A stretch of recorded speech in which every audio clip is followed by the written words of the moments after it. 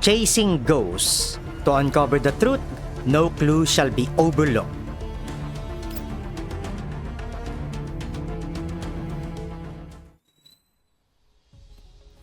In the deserted hallway, she stands before the door to the surveillance room. Looks like I won't be buying toys for the kids this month. She knocks several times, but no one answers.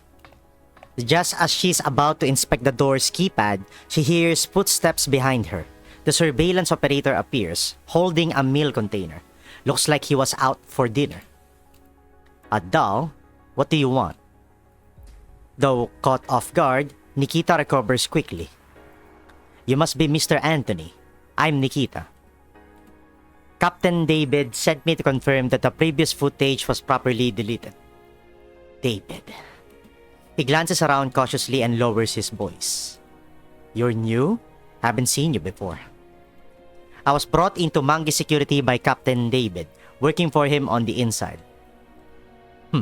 Fine. Of course the footage was deleted. Does the paranoid bastard not trust me? May I double check? It's not your place to tell me what to do, Dal. If David has doubts, let him come himself. He should know by now I don't work for free. Gotta pay up if he wants something done. Could I please double check? I said no. He abruptly stops, his eyes fixating on the card in Nikita's hand.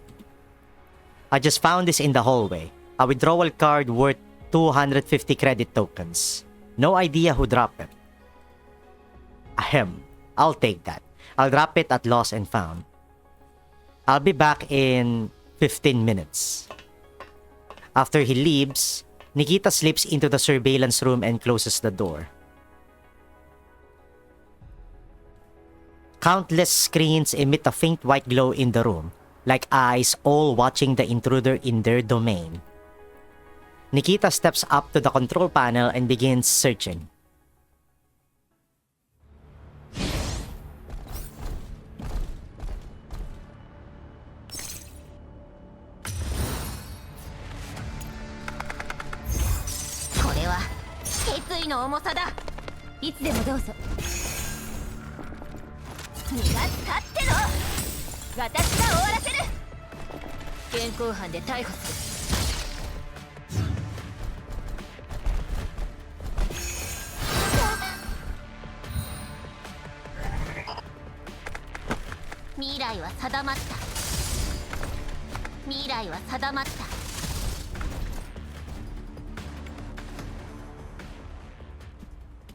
Found.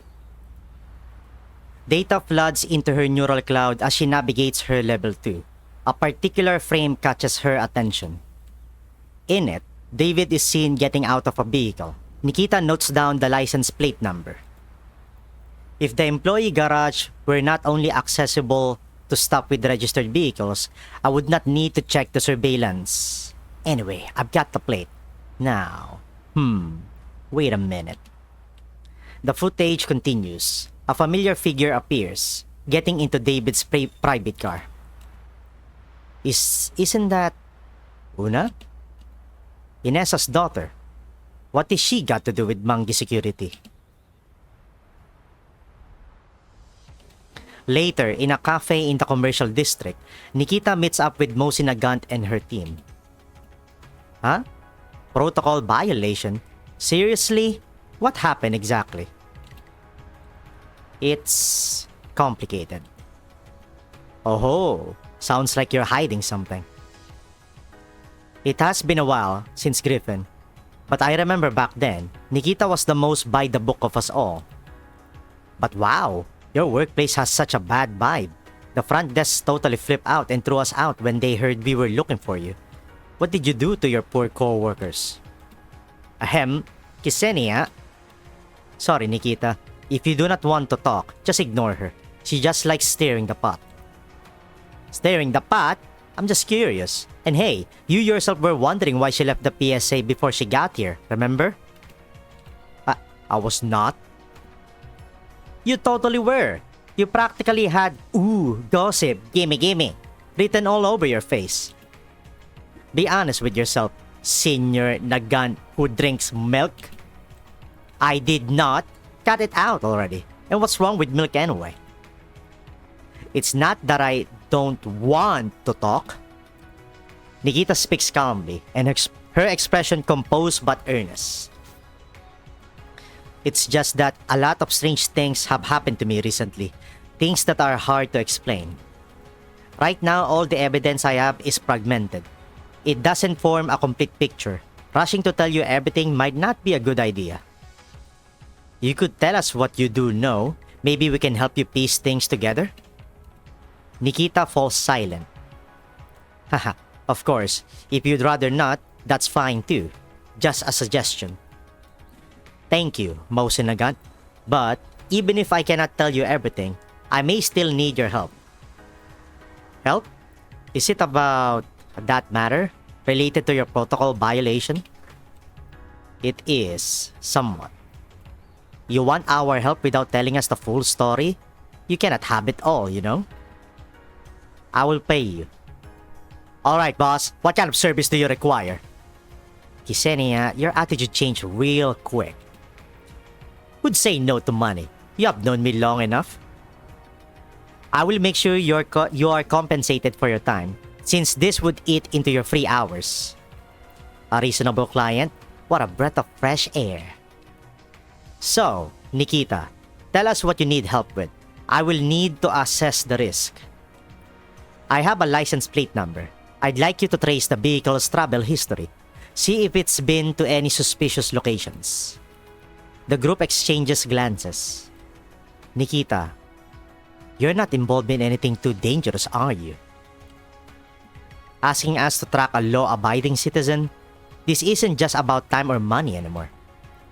Can you at least tell us why? Why isn't it just about money?